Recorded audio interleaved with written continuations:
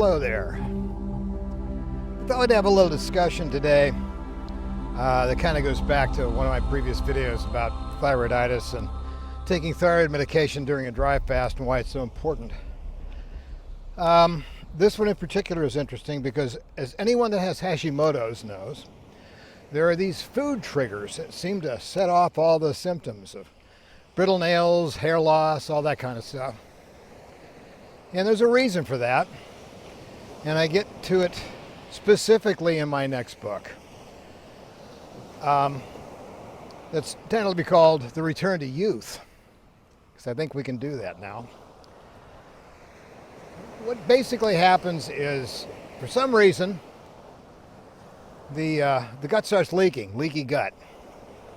And then specific foods tend to irritate the gut, and the gut opens up and lets things in the bowel into the bloodstream, and you get all these problems systemically. Here's the problem. We're deficient in copper. We have been since the 60s of last century. And the reason is we've basically harvested it out of the food supply, out of the ground itself, and never replenished it. Instead of replenishing it, we just use NPK fertilizers, which chelates and binds up copper. So does glyphosate. And all of its endocrine disruptors that cause all kinds of issues, but that's not the discussion today. Let me explain how this works. When your body is copper deficient, and retinol deficient, by the way, vitamin A, it can't make an enzyme called ceruloplasmin.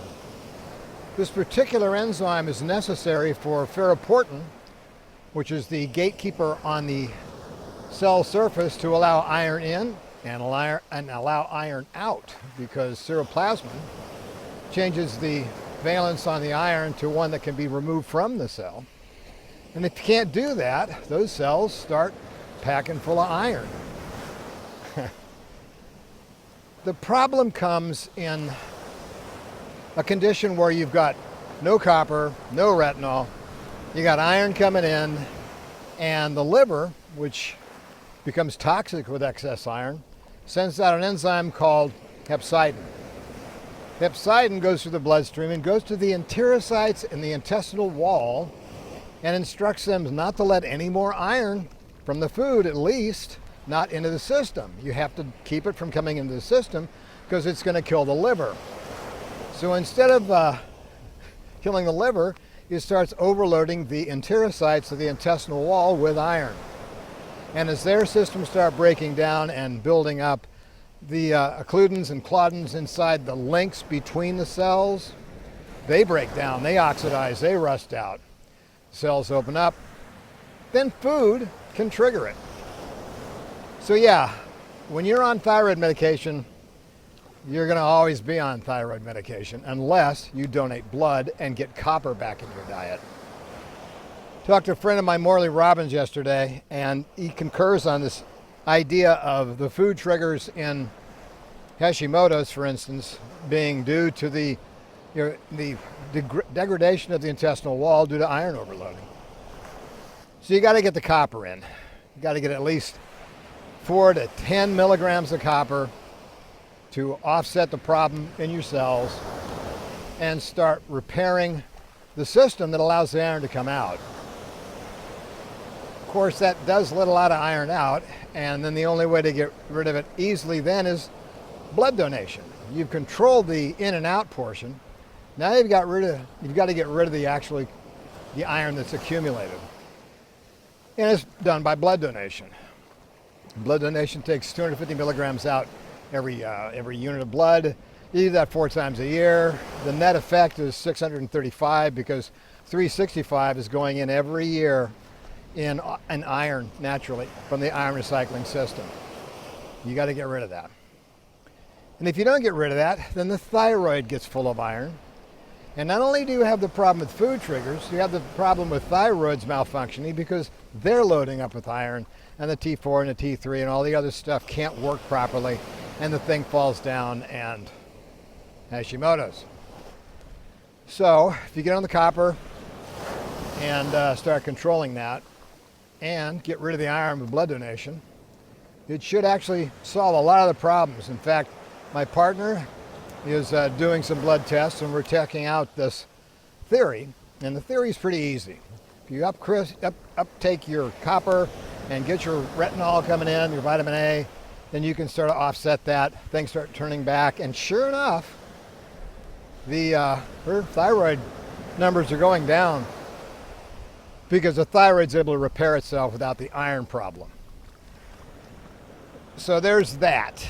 So the next book is going to have her medical results in there. And here's what's funny about this.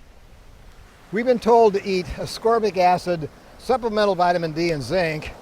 And what that does is that it chelates out or just neutralizes copper. And so the ceruloplasmin couldn't work even if it was in there. So all these things, these cocktails of all these supposed healthy things to keep you healthy are not healthy, and they're not keeping you healthy. They're actually hurting your health. Because ascorbic acid is not the vitamin C complex, which has ceruloplasmin and all these other things in it to make you healthier. So there's a problem there. And so when I say it's probably a good idea to stay on your thyroid hormones during a dry fast, it's absolutely essential that you do. Just a little sip of water to take it in, you're fine. Doesn't interrupt the dry fast. All the other stuff, you can deal with your doctor on that if you like. But you'll notice after a few dry fasts, you won't have a lot of the symptoms of what you thought were diseases, because those diseases are actually the symptoms of iron overloading. So take my advice and look into this. Get my next book, Return to Youth, because I go through this in great detail so you understand it, just like I do in my previous books, so you can really comprehend what the heck's going on. And that's my advice today. Yes, you need to stay on your thyroid hormones. Why? Because you haven't unloaded your iron yet. Once you do, and your thyroid numbers go way back down to normal, you won't need thyroid hormones, because you're making them yourself. And that's the way it's supposed to be. And that's why dry fasting works. Anyway, that's the message today. Get on the copper and retinol, usually in butter or beef liver, that kind of stuff. And get healthy, get happy. Start turning these diseases around, because they aren't diseases. They're the effects of too much iron. And when your blood work shows low ferritin, for instance, don't go to the doctor and get an iron infusion. That just was like throwing fire on gasoline on a fire. And I suggest getting my books, Phoenix Protocol, Neogenesis, and my next one. And you'll be a lot better off in life. You might live a lot longer too. Anyway, please subscribe. Please hit the like button. And when you do, it gets my message out to more people, because that's the idea. I need to show people how to keep themselves healthy, and you're going to help me if you send it around. You know, it's funny too, you haven't noticed, there are no commercials on my videos. There are some on the old ones before I decided, nah, it's not a good idea, because I don't want people interrupting this message, and I don't want anybody, any advertisers, interrupt the message with something contrary to what I'm trying to teach you. So that's one good thing about my channel. The other is, I love you guys. You know, we're all in this together, and we can only help each other, because you can't trust authorities and governments and all that stuff, obviously. But you trust yourself and become more self-aware after dry fasting.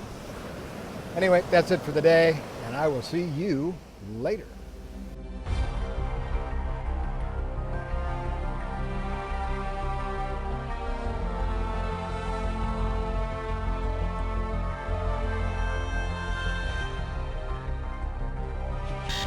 Yes?